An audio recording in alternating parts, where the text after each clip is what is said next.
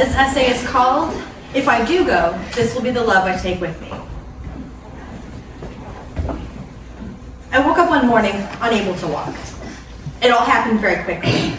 I started having vision, motor, and mobility issues on Sunday. By Thursday, my legs had atrophied into lead, molten and throbbing. Come Friday, I could barely support my own weight, unable to wrench my feet forward more than a few inches at a time. Whatever was happening was degenerative, and it was progressing by the hour. Every desperate part of my failing body was screaming in emergency. But my ER visit on Tuesday had been fruitless. They ruled out a stroke and brain tumors and then shooed me out the door like an attention-seeking pest. They provided no medical care, just kicked the diagnostic can down the road and billed me 3,000 smackaroos for my trouble. If I wanted to be gaslit and ignored by a weird guy with a mustache, I could join Tinder for free. So I had zero faith that a return visit would yield anything but frustration.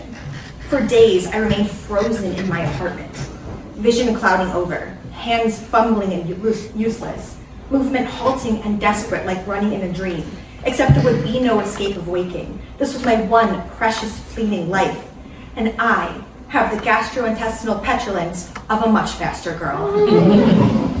I was unsure what to do and vibrating with mortal fear. And every day, every hour, things got worse. It does a lot to a person to go to bed at night, uncertain if you will wake up in the morning. It is a grim surrender to feel your cat's soft, even breath on your cheek for perhaps the very last time. To imagine her pawing pleadingly at your chest the next morning, nudging your chin with her head, desperate to awaken what has been lost forever. To close your eyes and resign yourself to oblivion. It does a lot to a person. As I stewed, anxious and immobilized in my apartment Friday night, one of my best friends, Chelsea, offered to distract me from my short sprint towards that great little affair in the sky. But it wasn't until she was already en route that I accepted what had to be done. I couldn't walk. I couldn't see. I had the motor skills of a toddler on horseback. If the toddler in question had partaken in a few margaritas. I expected to get turned away again without answers or help, but I was too scared not to try.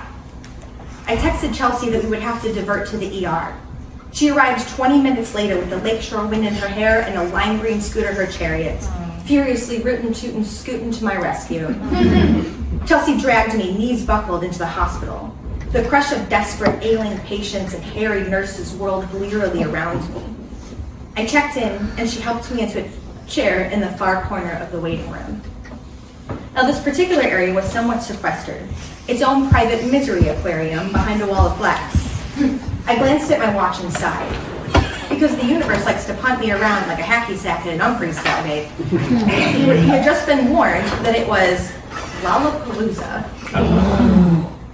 The hospital was jammed wall to wall like a mason jar, and ambulances were rolling in with self-induced emergencies every 10 minutes. Lucky bastards. But Chelsea had come over for craft night. She had the business end of a Joann's crammed into her backpack.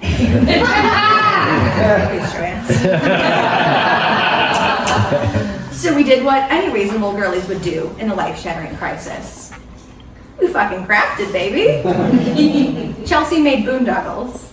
I absently colored in a mandala, forcing normalcy through the thin strokes placed neatly inside the comfort of lines, blotting anesthetic ink into the icy fear that was clawing its creeping fingers over my heart. Now, as all of this was going on, people kept tucking away from the chaos into our mostly empty room, becoming instantaneously repulsed by our exuberance, and then fleeing to instead be open-mouthed, tongue-out, coughed on, in the apparently preferable rat king of infection on the other side of the glass. About an hour or so in, Chelsea suddenly shot bolt upright, her eyes wide and wild like a prairie dog with a secret. What's going on? What's happening? I asked nervously. With a face as deadly serious as a man about to tell his girlfriend that their local GameStop went out of business, Chelsea began slowly. Hey, Chelsea, so you know how the original plan for tonight was just to hang out at your place and do crafts? Yes, I said cautiously. But now we're here, at the ER, which I did not expect. right? Yeah. Chelsea paused, gathering her words with the meticulous precision of a girlfriend who voted for the high-rise that would replace that very same GameStop. So, she said carefully, it has just come to my attention that I forgot that I took a big fat edible. A woman walked in and sat down. So you're high as shit right now? I asked. A devilish grin spread across Chelsea's gorgeous face. Yeah, I'm super high. The woman promptly left. I paused. Does that feel okay to you? Chelsea's smile grew beaming to the strength of the noonday sun. Yeah, it does. And then we lost our ever-loving shit in a crack-up I will cherish for the rest of my life. Spoiler alert. Reinvigorated, I set to work on what I feared would be my swan song, a 90s-style origami fortune teller I called my prognosis oracle. Hidden inside the flaps were the mystic tendrils of my many possible fates. And because I'm a little stinker, I brought it with me. Who wants their fortune read? No one is interested. Me? Yeah, okay. Five. Now keep in mind, I thought I was dying when I made this. 1, 2, 3, 4. 3. 1, 2, 3. Now your options are lemon, ladybug, eye, or blue flower. Ladybug. L-A-D-E-Y-B-U-G. Now your option is pink banana, or I think that got water damage, or red heart, or leaf. Pink banana. Okay. I'm there. Are you sure you're not just doing this for attention?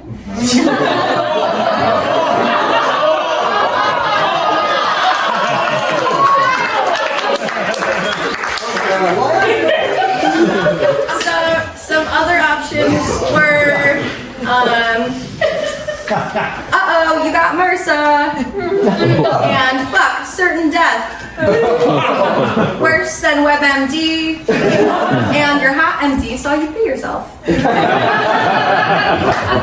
Back to the story.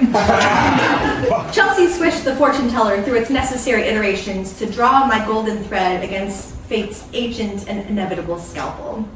My prognosis was, you're imagining it, smile more. A visibly distressed couple shuffled sickly into our room.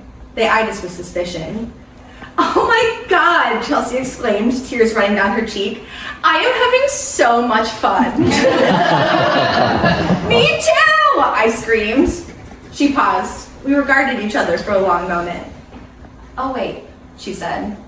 I forgot why we were here. And then we laughed the house down. The couple harumphed out of the room. There was a long pause as we gathered ourselves. I'm sorry I said your medical emergency was so fun, she said contritely. It is fun. This is like the only thing keeping me sane. She looked at me again. Long pause. It is like so fun, right? She said. Super fun, I agreed.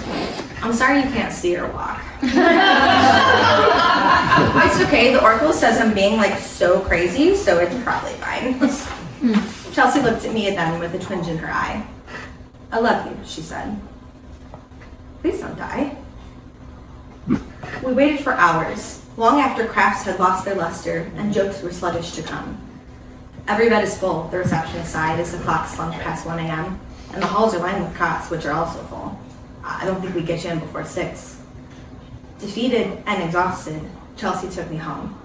We wrung safety from each other's arms for crushingly finite moments. And then she left.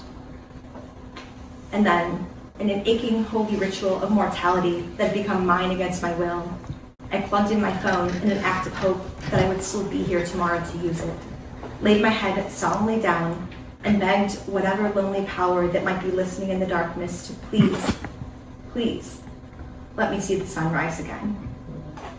My cat curled up gently on my pillow. I nestled my face into her soft belly, feeling her breath rise and fall. And then, surrendering to the inescapable fate of what must be, I closed my eyes for what I would fear over and over would be the final time. It does a lot to a person.